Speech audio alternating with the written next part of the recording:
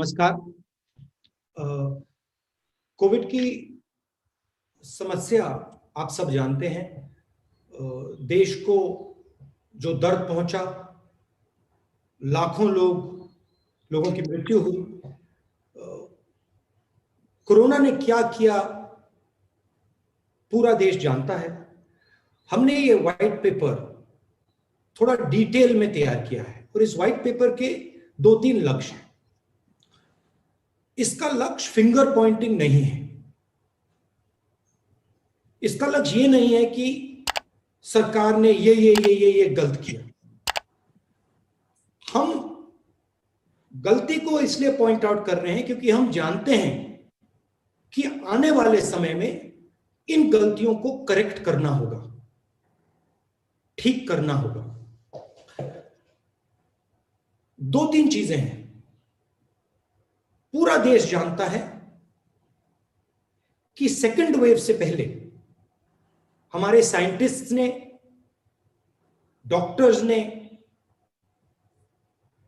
Second wave की बात की थी और उस समय जो एक्शन सरकार को लेने थे, जो उनका बिहेवियर होना चाहिए था, वो नहीं रहा और आपको, पूरे देश को सेकंड वेव का असर सहना पड़ा। आज हम फिर से वहीं खड़े हैं। पूरा देश जानता है कि थर्ड वेव आने जा रही है। वायरस म्यूटेट कर रहा है और थर्ड वेव आएगी और इसीलिए हम एक बार फिर कह रहे हैं कि सरकार को थर्ड वेव के लिए पूरी तैयारी करनी चाहिए। जो रिक्वायरमेंट्स हैं, हॉस्पिटल बेड्स की रिक्वायरमेंट्स हैं, इंफ्रास्ट्रक्चर की रिक्वायरमेंट्स है, ऑक्सीजन की रिक्वायरमेंट है, दवाइयों की रिक्वायरमेंट है, जो सेकंड वेव में नहीं की गई थी, उनको थर्ड वेव के लिए बिल्कुल करना चाहिए। तो ये हमारा लक्ष्य है। अंग्रेजी में बोल देता हूं, the purpose of this white paper is not to finger point at the government. The purpose of this white paper is to help the nation prepare for the third wave that is going to come. It is pretty clear that the management of the first wave and the management of the second wave was disastrous. There were some central reasons as to why it was disastrous. We have tried to point out those reasons in our white paper. This is a blueprint on how to react to the third wave which is going to come. It is our intention to provide the government with information and insights on what went wrong. It is pretty clear that the third wave is coming. And I would even go so far to say that you might even have waves after the third wave, because this virus is continuously mutating and changing form, as I said in my last press conference, and as I've been saying from the beginning. So it is important that the government prepares itself for what is going to come. What does it mean to prepare itself? It means have the infrastructure ready, which was not ready in the first and second wave. It means have the oxygen supply that will be required ready. It means have the medicines required ready. The central pillar of fighting COVID is vaccination. And I will have comments to make when you ask me questions on vaccination strategy, but it is very important that we aggressively do vaccinations and cross this bridge of 100% vaccination as soon as possible, because that is the only protection. So I now welcome your questions. Thank you, sir.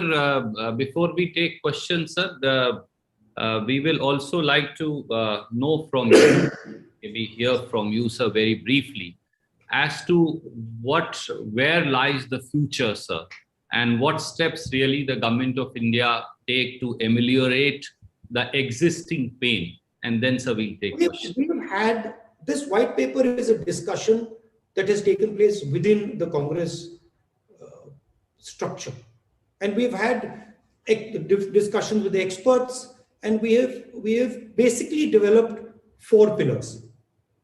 One pillar, of course, is the idea of understanding exactly what went wrong, which is the foundation of the white paper. And our suggestion there is to have a commission that looks into some of the shortcomings so we can correct them. Second pillar, as I've already said, is preparation for the third wave, which includes developing the critical infrastructure, which includes oxygen, which includes these other elements. Third pillar, again, that we've been repeating again and again and again, is the idea of an economic assistance package. COVID is not just a biological phenomenon. It is also an economic and social phenomenon. And that is why we have to make sure that the poorest people, the weakest people, small and medium businesses are provided the support that they need to get through it.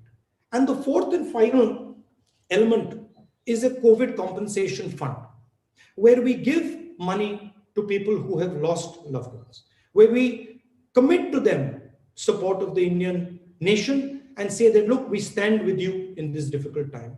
Randeep ji, मैं हिंदी में भी बोल देता हूँ. White paper का लक्ष्य एक प्रकार से रास्ता दिखाने का है. हमने 4 मेन पॉइंट्स निकालेंगे.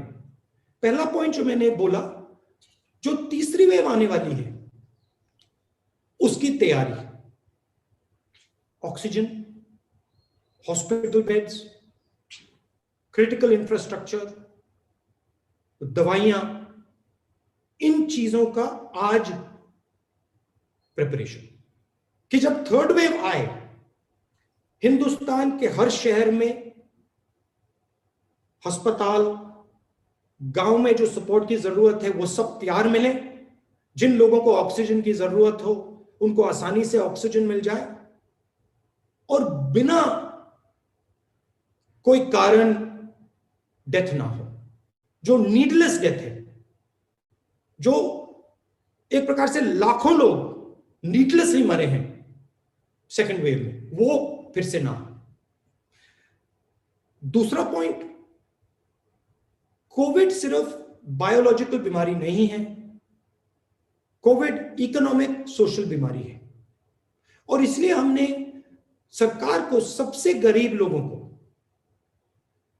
छोटे बिजनेसेस को, मिडिल साइज बिजनेसेस को आर्थिक सहायता देने की जरूरत है. हमने एक न्याय का कॉन्सेप्ट दिया है. अगर नाम प्रधानमंत्री को अच्छा नहीं लगे उसका नाम बदल दें, बट बेसिक कॉन्सेप्ट कि गरीबों के जेब में, गरीबों के घर में हम डायरेक्ट फंड्स पहुंचाएं. और चौथा जो हमारा पिलर है कि एक कोविड कॉम्पेंसेशन फंड बनाया जाए. जिन परिवारों के घर में जो ब्रेड अर्नर्स हैं, उनकी मृत्यु हुई है, उनका कॉम्पेंसेशन दिया जाए, उनको डायरेक्ट कोविड फंड से उनको सहायता दी जाए. तो ये हमारे 4 पॉइंट्स हैं. Thank you, sir. We'll start questions one by one. Please keep raising your hands. I can see, and then we'll keep going to each one of you. Can we start with the PTI, Mr. Sanjeev? Thank you, Randeep ji. Namaskar. Namaskar, Rahul ji. Namaskar. Rahul ji, experts are saying that the third wave of coronavirus infections is likely to hit India by October. And there have been record 84 lakh vaccinations yesterday. But some opposition states are still starving for the vaccine. Do you think the government has the wherewithal to sustain this current pace of vaccination that has started yesterday, considering that only 5% of the adult population of the country is vaccinated currently, leaving millions vulnerable to infections and deaths? And I would also like to add, since it is a very active political, it's a day of hectic political activity in the capital. Mr. Sharad Pawar has convened a meeting of a number of opposition leaders and people. So I would just like if you could react on that also. My request. Okay, on the political aspect, my intention here is to bring focus on COVID. My intention here is to point clearly in the direction of where we think the government should act on COVID. And so I'm not going to distract you or myself by getting into, what is going on in the politics and what is going on here and there. There is a time and place for that discussion, and I'm happy to talk to you at that time. With regards to vaccination, vaccination is really the only answer that we have to COVID. It is the central pillar of our strategy. Yes, good work has happened yesterday, but this is not a series of events. This is a process. And we have a humongous task in front of us. We have to diligently do this task. We have to make sure that this task is done. The government has to do that. And it has to make this process work, not just on one day, but every day until we have vaccinated our whole population. I think the idea of a mission, a COVID vaccination mission, is a good one, where we involve the country and say, okay, as a nation, we have to get this job done. This is what is required. These are the volunteers that need to be trained. And we think about it as a mission. I think that is what my advice would be to the government. Thank you, sir. I will only take the liberty of adding one line, sir, just for the knowledge of our friends here, that we are very happy with the 80 lakh vaccination per day. Highest vaccination record in this country has been 17 crore vaccinations in a single day for pulse polio on February 19, 2012. Of course, then the Prime Minister Dr. Manmohan Singh did not put up his posters. That is the only marked distinction. Coming, sir, to the next point. One point that I would like to make is that the government must treat all states equally. This is a matter of life and death. And the government must not view Indian states as BJP states versus opposition states. All states must be viewed in the same light. All states must be provided with the same assistance. All states must be provided with the same quantity of vaccinations that are required. And so it is very important that bias does not come in. And there's a reason for it. Because vaccination for 70% of the population or 50% of the population is not going to solve our problem. Because the virus will mutate. So we have to vaccinate everybody as fast as possible, so that we reach a level of vaccination where the virus can no longer mutate. So this idea that there are some BJP states and there are some Congress states and we have to prove that BJP states are vaccinating better, which is embedded in the way the government is acting, is not a good idea. It's a dangerous idea for the country. Thank you, sir. May I go to the second agency, ANI, Mr. Siddharth, will you please come in and ask your question? नमस्कार sir. Sir मेरा सवाल ये है कि आप एक positive note पे white paper लेके आए हैं, तो कांग्रेस इस व्हाइट पेपर को क्या सरकार को भी प्रेजेंट करेगी और किस तरीके से आप सरकार के सामने फॉर्मली प्रेस कॉन्फ्रेंस के अलावा रखेंगे? दूसरी बात ये कि जब आप कह रहे हैं कि एक कॉमन स्ट्रैटेजी होनी चाहिए, यूनाइटेड स्ट्रैटेजी होनी चाहिए, तो क्या प्राइम मिनिस्टर को ऑल पार्टी मीटिंग भी बुलानी चाहिए? क्योंकि अब 2 वेव देख चुका है देश, तीसरी वेव की बात भी हो रही है। तो आप इस पे आपकी जानकारी, आपका व्यू जानना चाहूंगा। और दूसरा ये कि कुछ वैक्सीन को लेके भी जो है कांग्रेस पे आरोप लगता है कि मिसकम्युनिकेशन फैला रहे हैं। कोवैक्सीन को लेके कुछ लीडर्स जो हैं कांग्रेस के, वो भ्रम फैलाते हैं। इस पर आपकी प्रतिक्रिया क्या है? देखिए, हमने पहले ही कहा था कि कोरोना से लड़ना है तो डिसेंट्रलाइज तरीके से लड़ना होगा। प्रधानमंत्री की जगह है, चीफ मिनिस्टर की जगह है, डीएम की जगह है, नागरिक की जगह है। सबको एक साथ मिलकर अपनी रिस्पॉन्सिबिलिटी, अपनी जिम्मेदारी पूरी करनी पड़ेगी, तब कोविड से हम लड़ पाएंगे। तो हमारा जो व्हाइट पेपर है, उसका लक्ष्य जो पिछले साल में हुआ है, जो गलतियां हुई हैं और गलतियां हुई हैं, उनको सामने रखने का है। अब वो सरकार के लिए इनपुट है। अगर सरकार व्हाइट पेपर को पढ़ेगी और इनपुट को लेगी तो सरकार को फायदा होगा। मगर मेरा मेन पॉइंट यह है कि कांग्रेस पार्टी के पास, बाकी ऑपोजिशन के पास, एक्सपर्ट्स के पास, डॉक्टर्स के पास, साइंटिस्ट के पास इंफॉर्मेशन है, समझ है, अंडरस्टैंडिंग है। उसका प्रयोग कीजिए, लोगों की बात सुनिए। मनमोहन सिंह जी ने आपसे वैक्सीनेशन पर सुझाव दिए थे, आपने उनका मजाक उड़ाया, आपने अपने मंत्री से उन पे अटैक करवाया, और फिर 2 महीने बाद जो उन्होंने कहा आपने करना पड़ा। जो हमने पहले आपसे कहा था कि सेंट्रलाइज तरीके से आप नहीं कर सकते हो, आपने मजाक उड़ाया, फिर 2-3 महीने बाद आपने उस बात को एक्सेप्ट किया। तो ओपन माइंडेड तरीके से यह काम करना है, क्लोज माइंडेड तरीके से काम नहीं करना है। और जो गलतियां हुई हैं उनको एक्सेप्ट करना है, करना पड़ेगा, क्योंकि उनको एक्सेप्ट करने के बाद ही हम सही रास्ते पे चल सकेंगे। Thank you, sir. Siddharth, I will go to the supplementary later because there are many friends and there is limited time. I will, if possible, then I'll come back to you. Can we go to IANS, another news agency, Mr. Saeed? Please ask your question. IANS.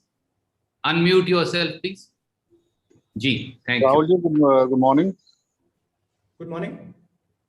So my question is about the data which has been fudged, and the most important states like Uttar Pradesh and Bihar, where data has been fudged of COVID deaths, and how people will get compensation when there is no data, the data has been fudged, and many people who have died in the second wave have not got even certificates that they have died with COVID. So what Congress party has to take action on it? And this is the question which may draw ire of the state governments, and FIR can be also registered against journalists, as you have seen. Look, it is a certainty. There is no doubt that the government is hiding the truth on the number of deaths. There's no question about that.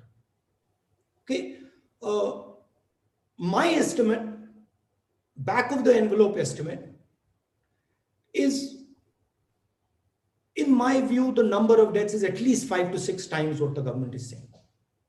But it is not productive for us to now get into the discussion of, how many people have died. Of course, for compensation, that is critical. And there are ways in which we can figure out that number. But the discussion must not be about the number. The discussion must be about, look, what are we going to do next? We can attack the government once we have fought off COVID. We can attack the government on, you lied about the number of people. But today the time, because again, I'm repeating myself. If you think the second wave was bad, the third wave is going to be worse. Because the virus is intelligent and it is transforming itself. So our entire focus has to be on successful vaccination, on making sure that we are not allowing the virus space to regenerate. Thank you, sir. ABP से आशीष, कृपया अपना सवाल पूछें. ABP से आशीष भाई. Unmute करें अपने आप को। Morning sir. मॉर्निंग। आप सुन पा रहे हैं मुझे? जी सुन पा रहे हैं, पूछिए प्लीज। सर मेरा सवाल ये है कि अभी आपने ऑक्सीजन सिलेंडर्स की प्रिपेयर्डनेस के बारे में जिक्र किया था अपनी जब आप अपना बयान दे रहे थे। सेकेंड वेव की हैंडलिंग को लेकर मैं आपसे पूछना चाहता हूं सर। एक पीटीआई पर इंटरनेशनल बड़े प्रोमिनेंट साइंटिस्ट हैं, उनका भी बयान हमने देखा कि उन्होंने कहा लैक ऑफ प्रिपेयर्डनेस एक बड़ी वजह बनी थी जो कुछ झेला भारत ने। मेरा सवाल आपसे ये है कि खुद प्रधानमंत्री सरकार भी कह चुकी थी कि सेकेंड वेव में जब बहुत ज्यादा बड़े मैग्नीट्यूड का ऑक्सीजन क्राइसिस आया तो बहुत अच्छे तरीके से हैंडल किया, टाइमली हैंडल किया। प्रधानमंत्री ने जब नेशन को एड्रेस किया तो प्राइम मिनिस्टर भावुक तक हो गए थे, आंख में उनके आंसू तक आ गए थे। उनके इस अश्योरेंस को आप क्यों नहीं मान रहे राहुल जी? क्योंकि वो कह रहे थे टाइमली ऑक्सीजन के क्राइसिस को हैंडल कर लिया गया था। इसके अलावा राहुल जी, इसके अलावा बस एक सवाल मैं ऐड करना चाहता हूँ, अगर आप ले लें तो। आशीष भाई पहले सवाल का जवाब ले लें, क्योंकि दो दो सवाल अगर हर साथी एक ही बार में पूछेगा तो किसी और का नंबर नहीं आए। पहले आपका महत्वपूर्ण प्रश्न है, राहुल जी को उसका जवाब दें। देखिए, दो तरीकों की कोविड डेथ्स होती हैं। एक कोविड डेथ होती है नीडलेस डेथ, मतलब ये नहीं होनी चाहिए थी, इस व्यक्ति को आसानी से बचाया जा सकता था मगर उसको नहीं बचाया गया। और दूसरी डेथ होती है जिस व्यक्ति के पास बहुत सीरियस कोमोर्बिडिटीज होती हैं, जो बहुत बुजुर्ग होते हैं, जिनको बचाना मुश्किल होता है। हिंदुस्तान में सेकंड वेव में 90% लोग जो मरे हैं नीडलेसली मरे हैं। और मैंने बहुत सारे डॉक्टर से बात की है और उनका यूनिवर्सली कहना है कि अगर आप नीडलेस डेथ को देखें, जो लोग जिनको मरना नहीं चाहिए था, जिनको सपोर्ट मिल जाता तो नहीं मरते, उसका सबसे बड़ा कारण ऑक्सीजन लिमिटेशन, कि हम उनको सही टाइम पे ऑक्सीजन नहीं दे पाए। मैं बहुत सारे लोगों को जानता हूं जिनके परिवार में उनके माता, उनके पिता, उनके भाई, उनके बहनों की मृत्यु हुई, कारण ऑक्सीजन नहीं दे पाए। इस देश में ऑक्सीजन की कोई कमी नहीं है। जितने ऑक्सीजन की जरूरत यह देश प्रोड्यूस करके दे सकता है। तो जो नीडलेस डेथ्स हुई हैं, प्राइम मिनिस्टर के आंसू उन परिवारों के आंसू को नहीं मिटा पाएंगे। वो सब परिवार जानते हैं कि जो मेरे परिवार का व्यक्ति, मेरे माता, मेरे पिता, मेरे भाई, मेरी बहन, जब वो मरे, वहां प्रधानमंत्री नहीं थे। प्रधानमंत्री के आंसू ने उनको नहीं बचाया, मगर ऑक्सीजन जरूर बचा सकता था। और प्रधानमंत्री ने इस बात को सीरियसली नहीं लिया। चुनाव लड़ रहे थे, बंगाल में चुनाव लड़ रहे थे, और उनका फोकस दूसरी ओर था। तो ये तो पूरा देश जानता है। Thank you sir. News nation से मोहित दुबे। मोहित जी अपना सवाल पूछिए। राहुल जी नमस्कार, मोहित दुबे बोल रहा हूं।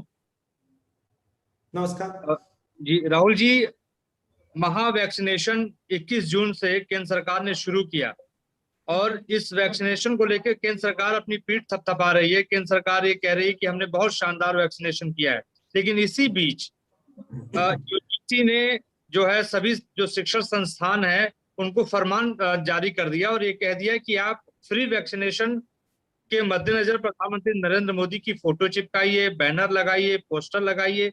आपको नहीं लगता है कि वैक्सीनेशन की प्रक्रिया कम, मार्केटिंग ज्यादा हो रही है और प्रधानमंत्री केंद्र सरकार को राहुल गांधी जी का क्या सुझाव होगा ताकि वैक्सीनेशन को सही रूप से, सही ढंग से पूरे देश में लागू किया जा सके? देखिए, एक बात मैं आपको बताता हूं, शायद हिंदुस्तान एक ही ऐसा देश है जहां पे प्राइवेट हॉस्पिटल में पेमेंट के बेसिस पे वैक्सीनेशन हो रहा है। बाकी देशों में सब जगह फ्री वैक्सीनेशन है।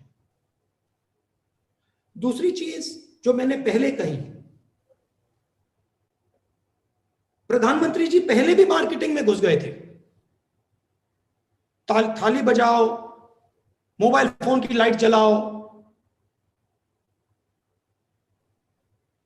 कोविड को हमने हरा दिया,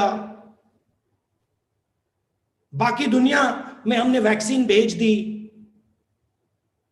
तो ये पहले भी मार्केटिंग में घुस गए थे और उसका नतीजा देश ने देखा है। लाखों लोगों ने उसका नतीजा देखा है। तो जैसे मैंने कहा, यह सीरियस मामला है। इसकी वैक्सीनेशन की जो प्रोसेस है उसको चालू करना चाहिए, इफेक्टिवली चलाना चाहिए। और ये जो डिक्लेरेशन ऑफ विक्ट्री होती है कि देखो भैया हमने ये कर दिया, हमने वो कर दिया, ये 1 साल के बाद, 1.5 साल के बाद जब कोविड को हिंदुस्तान ने हरा दिया हो, तब आप बोलिए। ये अभी टाइम नहीं है। और जैसे मैंने बोला, और मैं 1 साल से बोल रहा हूं, 1.5 साल से बोल रहा हूं, कोविड देश को बहुत जबरदस्त नुकसान पहुंचाएगा। फर्स्ट वेव के पहले मैंने बोला, सेकंड वेव के पहले मैंने बोला, थर्ड वेव के पहले मैं बोल रहा हूं। और पूरी तैयारी आज शुरू हो जानी चाहिए। Thank you, sir. I know there is limited time. We'll take 1 or 2 questions more. News 24 से श्री रमन जी from News 24, आप अपना प्रश्न पूछिए। राहुल जी, मैं ये सवाल पूछना चाह रहा हूं कि कोविड के बारे में जो आपकी राय लगातार समय से पहले आती रही है, सरकार ने उसे बाद में एक्सेप्ट किया। वैक्सीनेशन को लेकर जो भारत में कोवैक्सीन और कोविशील्ड 2 वैक्सीन यहाँ पे दिया जाता है, लेकिन कोविशील्ड में अचानक ड्यूरेशन जो है पहले और दूसरे वैक्सीन का वो 88 दिन कर दिया गया, जिसका लॉजिक किसी को समझ में नहीं आता। और इसके बारे में राइटर्स तक में खबर छपी है और जो एक्सपर्ट हैं उनकी भी राय अलग है। आपको लगता है कि इस वैक्सीन के बारे में भारत के लोगों में एक भ्रम की स्थिति पैदा हो गई है कि भारत के वैक्सीन का इस्तेमाल वो करें या रूस की स्पुतनिक का इस्तेमाल करें, फाइजर का इस्तेमाल करें, जो कि अब सरकार धीरे धीरे परमिशन दे रही है? देखिए, जैसे मैंने बोला, वैक्सीनेशन ही इसका एक सॉल्यूशन है और कोई सॉल्यूशन ही नहीं है। और कोई बाकी टैक्टिक्स हैं, बट सेंट्रल सॉल्यूशन नहीं है। जो भी वैक्सीन रिलायबल हो, इफेक्टिव हो, जिसके साइड इफेक्ट्स ना हो, जितनी भी वैक्सीन को एम्प्लॉय किया जा सकता है, अप्लाई किया जा सकता है, उनको करना चाहिए। मेरी ये राय है। मेरी राय है कि वॉर फुटिंग पे वैक्सीनेशन मिशन के बेसिस पे करना चाहिए और तेजी से करना चाहिए। अब ये वैक्सीन चल रही है, वो वैक्सीन चल रही है, इन चीजों को टेस्ट किया जा सकता है, साइंटिफिकली टेस्ट करके इन चीजों पे डिसीजन लिया जा सकता है। मैं मतलब एक्सपर्ट नहीं हूं, मैंने इन वैक्सीन की एनालिसिस नहीं की है, मगर बहुत सारे लोग हैं जिन्होंने की है, तो उनकी इंफॉर्मेशन के बेसिस पे ये काम आसानी से किया जा सकता है। आपने कहा कि देखिए आप 1 साल से कोविड के बारे में बोल रहे हैं। मैं 1 साल से कोविड के बारे में सिर्फ नहीं बोल रहा हूं, बहुत सारे लोग बोल रहे हैं। मैंने उनकी आवाज उठाई थी, जो साइंटिफिक कम्युनिटी में लोग थे, जो डॉक्टर्स थे, जो स्पेशलिस्ट थे, उनकी आवाज उठाई। वो मुझे बता रहे थे कि भैया बहुत बड़ी प्रॉब्लम आने वाली है। मैंने उनकी बात उठाई और उनकी बात को मैंने एम्पलीफाई किया। प्रॉब्लम यह है कि सरकार उनकी बात नहीं सुन रही है। सरकार साइंटिफिकली एक्शन नहीं ले रही है। अब जो आपने कहा वैक्सीन को डिले करने का, ऑब्वियस कारण है, पॉलिटिकल कारण है कि वैक्सीनेशन की कमी है तो डिले करो। बट उससे सोल्यूशन नहीं मिलेगा, क्योंकि वायरस ये नहीं समझता कि भैया आपने 2 महीने बाद किया या 3 महीने बाद किया या 4 महीने बाद किया, वो आपको इन्फेक्ट करेगा। अगर उसको रास्ता मिलेगा वो इन्फेक्ट करेगा। तो प्रधानमंत्री को यह समझना है कि यह पॉलिटिकल लड़ाई नहीं है। इस लड़ाई में पूरा हिंदुस्तान उनके साथ खड़ा है। यह वायरस के खिलाफ लड़ाई है और पूरे हिंदुस्तान की शक्ति को प्रधानमंत्री इस्तेमाल करनी चाहिए। Thank you sir. Raman ji, Rahul ji ने, कांग्रेस पार्टी ने कई बार कहा है जितने वैक्सीन हो सके लेकर आइए। भारत बायोटेक का वैक्सीन सही है, सीरम का सही है, अगर सरकार कह रही दोनों सही है तो सही है। स्पुतनिक लेकर आए तो स्पुतनिक भी सही है। और जैसा राहुल जी ने कहा जितने वैक्सीन उपलब्ध हो सकते हैं वो सब उपलब्ध करवाइए देश के लोगों को। अगला सवाल सर, आज तक इंडिया टुडे। एक और बात, इसको आप डायनामिकली टेस्ट करो। इसको आप डायनामिकली टेस्ट करो। अगर आपको लग रहा है कि इस वैक्सीन से रिजल्ट अच्छा नहीं आ रहा है तो उसको चेंज करो। तो स्ट्रेटेजी रिस्पॉन्सिव होनी चाहिए, स्ट्रेटेजी डायनामिक होनी चाहिए। अगर कोई गलती की उसको करेक्ट करो। अगर कुछ अच्छी तरह से सक्सेस मिल रहा है तो उस पे और फोकस करो। तो डायनामिक नेचर की स्ट्रेटेजी होनी चाहिए। Thank you sir. आज तक इंडिया टुडे से आनंद जी अपना प्रश्न पूछिए। Hello Rahulji, my question is with regard to the Disaster Management Act, under which COVID is a notified disaster, and this act provides a compensation clause, a 4 lakh rupees compensation to the victims and their immediate families. But we've seen in the Supreme Court recently, replying to a PIL, the government submitted an affidavit clearly saying that we cannot provide any such compensation because there is shortage of funds both at the center as well as in the states. How do you see this?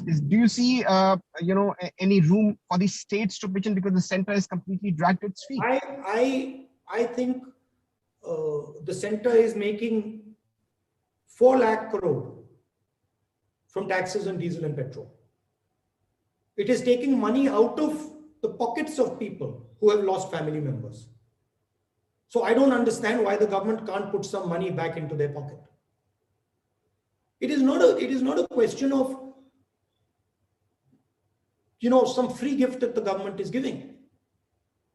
These families require this money. India requires these families to have money because these families need to be productive.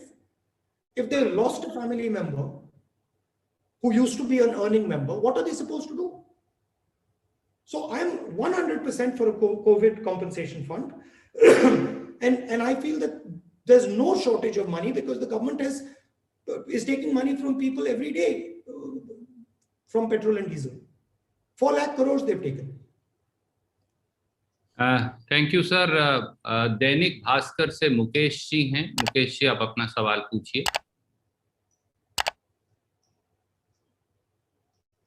Mukesh ji, अपने आप को unmute करिए।